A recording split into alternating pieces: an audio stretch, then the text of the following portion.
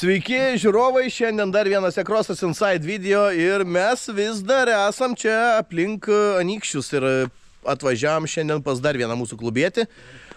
Su juo mes netrukus susipažinsim, bet pradėkime nuo Algio. Čia yra Algis. Algis. Das Algiui. Mūsų klube yra šunys visi vadinami žmonių vardais. Tai Petrovičiai turi šunį vardu Kestas, kuris kažkada išėjo ir nebeparėjo. Čia yra Algis. Algi? Algi? Neturi. Algi? Man akipo, neturi. Tai įžanga tokia, o šiandien mes esam čia pas Gediminą Grebnicką, kuris yra mūsų klubietis ir važiuoja bulių krose su Opeliu. Tai netrukus kelsimės į garažą, kur susipažinsim su mūsų klubiečiu, su jo technika, su jo sezono planais. Apskritai pakalbėsim apie gyvenimą ir paskui prasikepsime šašlyką. Koks vizitas pas klubiečius be šašlyko? Algis irgi niekaip neišeina. Algis pamatė, kad yra šašlas ant stalo. Algis pamatė, kad yra šašlas ant stalo, tai jau čia Algis tai ant ilgo pasiliko.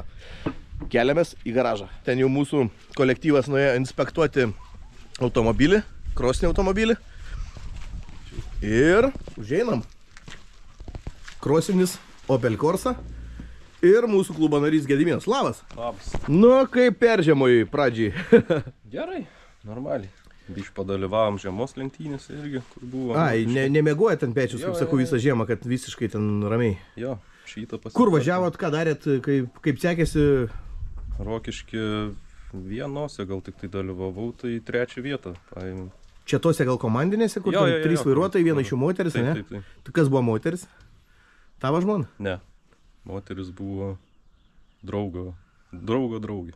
Puikiai visiems matyta korsytė tie, kurie seka bulių kautynės, bulių krosą. Tai kada ir kaip atsirado pas tave garaže šitas modelis? Atsirado gal prieš 3 metus. Ir tada ir pradėjau. Su draugu suvyrinom lankus. Aha, nupirkai tiesiog stokinį automobilį, jo? Molėtų dar pats parvažiavau, dar technikinis, man atrodo, dar buvo. Čia kurie numeriai, vadina, šitos lentos? Ne, nėra čia. Ne, čia nebėrtų numerį, ne?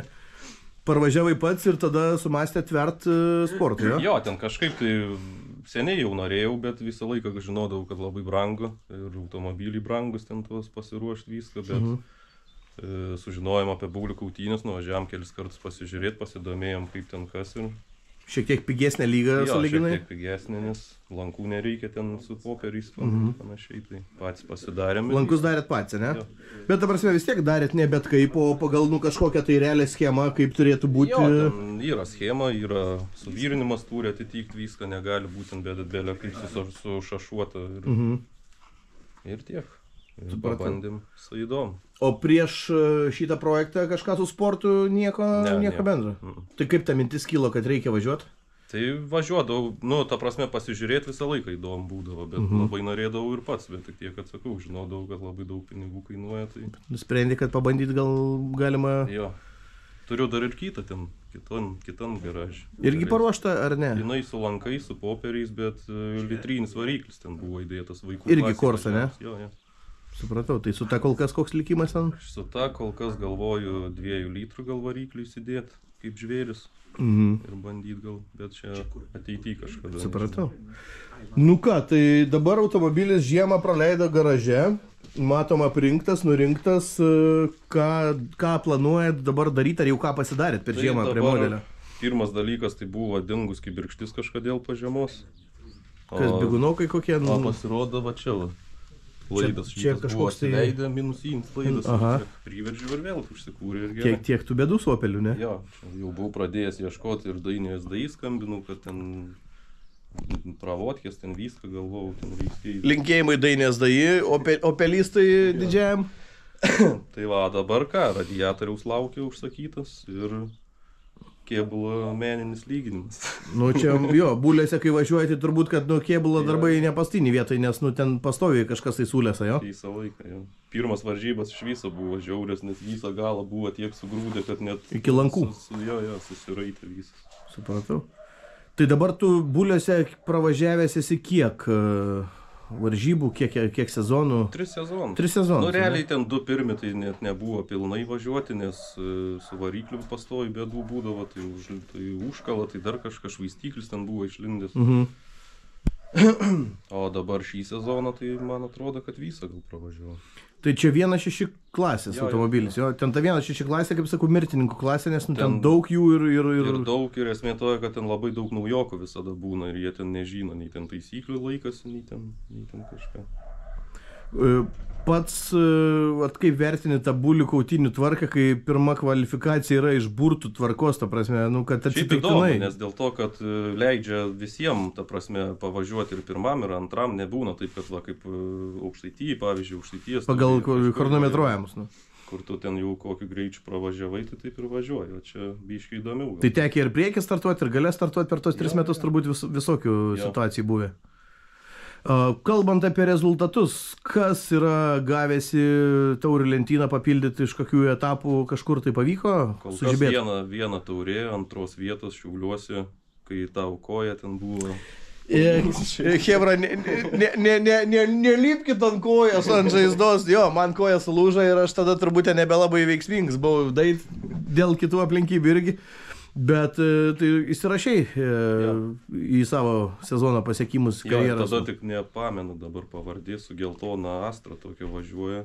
Jis už manęs atvažiavo ir parodėm, kaip galima važiuoti gražiai, be jokių kontaktų. Puikiai suvažiavot ir jokių ten nebuvo incidentų. Nu. Jo, niekur net neprisilietėm viens prie kito. Supratau. Nu, kai visą laiką po kapotu čia jau mįslingai žiūri mūsų komandos vadovas, Egidijus, tai Egidijau, tau Opeliai turbūt irgi gerai pažįstami, nes tavo karjeros dalis irgi buvo Opel Corsa su kitokiu varikliu, bet... Jo, pati pirmoji mašina buvo mano Opel Corsa. Jo, tokia pat. Ne, pas mane buvo 4 durė. Senesnė pas tave, ar tokia pačia? Tokia pat, buvo tik tai 4 durė. Žvėris dabar važiuoja su 2 durė. Tai... Jo, nu pas mane buvo 2 litrai, čia 1.6, tai... Ką žinau, nu, kaip pasakius, pradžiai, kaip sako, nu, ir pirmas taurės, ir dar kažkas kažkur tai ten ir žemesnėje lygoje, tai tikrai viskas čia super, nu, pasiekti, bandyti, kovoti, viskas gerai, nu, ta prasme. Sportuot gali tą mašiną? Jo, sportuot gali, nu, ta prasme, tas sportuot, nu, ta prasme, pradedantieji visi važiavimai, tai tikrai gali būti, tikrai gali būti ir viskas čia gerai, nu, ta prasme. Matau lankai pasivyryti, pasidaryti, žinai, nuo ko ir prasideda. Tai netgi norėjau palinkėti sportininkui, kad, ta prasme, kaip visi Lietuvoje galvoja, nuo ko prasideda sportas. Nu, ta prasme, ir prasideda nuo paprasto garažo. Iki, kaip pavyzdys, mes nežinom, ką už 10 metų žmogus, kaip sakant, turės. Bet jeigu yra entuziazmo, tai tikrai tinkamas, ypač Opel Corsa, tai tikrai tinkamas automobilis važiuoti, kaip sakant. Nuo to reikia pradėti, nuo visų tokių mažų ir taip toliau, kaip sakant. Paskui jau galima ten tobulėti ir ten taip toliau. Ir mes net nežinom, kaip ištobulės, nu, ta prasme. Nes visa Aukštaitija, Lietuvos čempionatai visi prasidėjo nuo to, ką jisai dabar daro. Tai va. Bet Durelis irgi patikrinau, jis ne pirmoji. Nu, patikrinau. Ne pirmoji. Nelaimi Durelis jau? Nelaimi. Nu... Jakimavičius dar pirmoje vietoje. Pirmoje vietoje vis tiek Ryčka. Bet šiaip, kai aš sakau, krose arba bulės yra 3 religijos tokios, sakykime, yra golfistai, yra civikistai ir yra opelistai, ne? Jo, opelistai, tai Modestui Vabaneliui linkėjimai. Mes pas Opelį atvažiavom, jo. O šiaip opelistais bendraujat, klausėt vieni kitų ten patarimų, kaip ką spręs, ką daryti, ar ten... Jo, aš su žvėriu daug, nu, ta prasme, nedaug, bet nemažai esu bendravęs, klausinėjau daug dalykų, buvom ten ir pas jį buvau nuėjęs, pasižiūrėti ir kaip važiuoklė padaryta, ten viskas. Banelis čia irgi kažkada ten variklį siūlė. Žodžiu, neskupiceliai informacijos atžvilgiu. Žiūrint į važiuoklę, tai jau dabar matau, kad yra bent jau stabilniko visas tas, tai kaip ir buvo pas mane. Tai prieš 12-13 metų, tai va, grinai kaip žvėrio visą. viskas taip pat, nes, nu, Korsos toks sutverimas yra. Stipriai iš tikrųjų važiuokliai. Nėra taip, kad popierinis ten būtų reikalas. Kažkaip tai labai gerai viskas laikė. Yra stipriai važiuoklė. Supratau, tai o pavyzdžiui dabar šių metų sezono plane matei kalendorių gal bulių, nu tą bent jau draftą, kaip sakau, kažkokį šabloną, 8 etapai. Jo, mačiau. Daug. Kaip įspūdžiai iš pirmų įžvalgų apie sezoną? Gerai, ką žinau, jeigu visus tikrai... Tinka daug varžybų? Jo, jeigu visus tikrai padarys, tai aišku, kad tinka. Planuoji visą sezoną aktyviai visur suvažiuoti? Jo, šį sezoną. Nu, matysim kaip su mašina, bet šiaip planuose tai jo visas sezonas. Bet zipo yra, jeigu kažkur prisikūrė. Turim, galvų biškį čia pasikabinę. Sanka bus smagračių, generatorius ant kronšteinų, iš karto viskas pastatyta. O čia, žinai, kai sakau... Aš žiūrėjau tikrai, kad... Imi dedi. Kai būna žmonės, žinai, pasiruošę tik galvutę, o čia galvutė su visais kolektoriais iš karto. Iš karto, imi dedi. Jo, imi ir dedi. Nu, Dusliks, pažiūrėk irgi, Dusliks irgi ne atskirai gofrą, a iš karto su koliku, su to viršutiniu. Taip. Sakau, žinai, kai medžiotojai būna pasikabina trofėjais galvų ten žvėrių, visokių dar kažką. Čia irgi Opelio galva kaba, tik ragų nėra. Bet va, pažiūrėk, generas, ne? Iš karto ant kronšteiną. Imi dedi. Nu, o dabar su Aukštaitijos, sakykime, autokrosu yra kažkokių minčių išvažiuoti į kitą lygą? Jo, taip pat šnekėjau su... Gama, kaip jo dabar pavardė. Saulis Valiuks? Jo.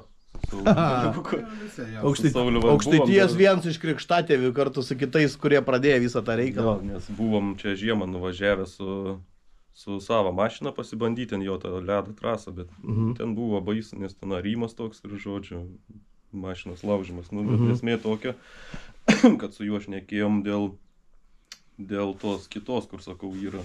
Eisim paskui ir prie jos. Ta mašina, tai dėl tų 2 litrų klausiu, ar galima dėti, nes ten buvo pasklydę kalbų kažkokių, kad tipo neleidžia važiuoti, jeigu originaliai nebuvo tokių variklių, žinai, dėtojai. Nu, reikia skaityti techninis reikalavimus, kaip paprašyta, žinai. Sakė, viskas gerai, galima važiuoti, viskas žodžiu. Šiaip dabar galima serijinį, bet kokį dėti, nu, ta prasme, nu, kad ir Kalibra V6. Tai yra serijinis ir viskas, nu, palei to gamintoją, kaip sakant. Ne, kurt mes nekursim, bet turim ką? Turim sportinę sėdynę, turim diržus. Nu, palei jų klasę, palei jų, ta prasme, tą, kur jie važiuoja, tai, nu, taip, kaip ir visi automobiliai, ta prasme. Net hidraulinį rankinį turi. Turi. Ko krose daug kas neturi ir gauna velnių per techninę komisiją. Jo, nes dabar jau privalomas yra rankinis stabdis, ta prasme, dėl starto pajudėjimo. Na, jisai privalomas jau. Tai kadangi važiuoja būliuose, jisai ten tikrai žinau, kad neprivalomas, tai bet startui tikrai manau, kad rezultato kažkokio priduotų, nes laikant apsukas kažkokias, tai laikant rankinį, įtempti mašiną, veržti, negadinti agregatų kažkokių, tai taip toliau. Viskas pravedžiota, gal ten kaip... Aš net slalomį įveržiu mašiną iš startą.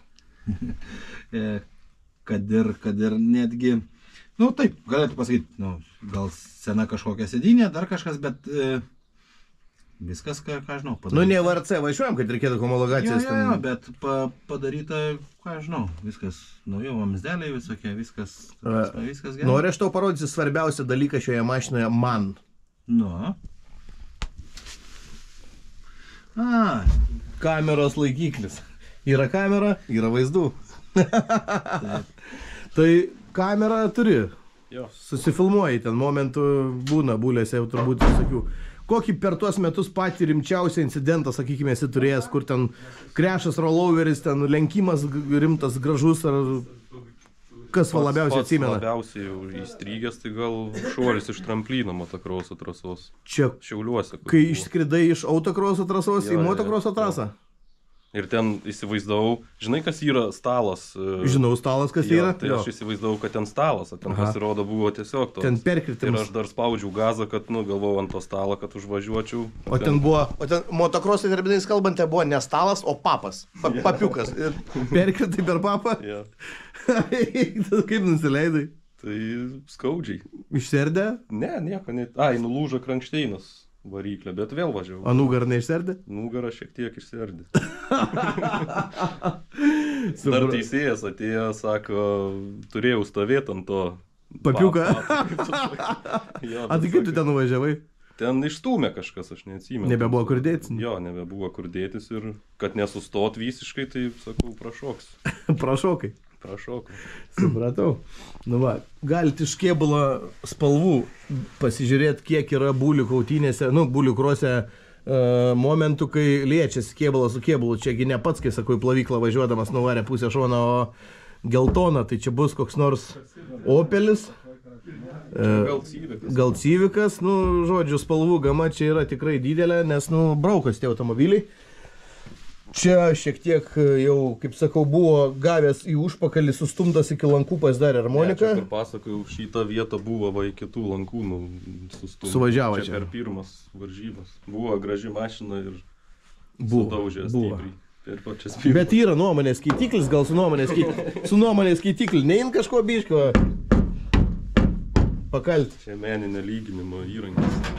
Nu jo, čia jums šitam sportė reikia. Gerai, tai gal keliaukim tada prie kito to modelio, kuris dar stovi pas tave kažkur, tai apžiūrėkim ir aną. Čia sekančiam. Apžiūrėkim ir aną, ką mes čia turim.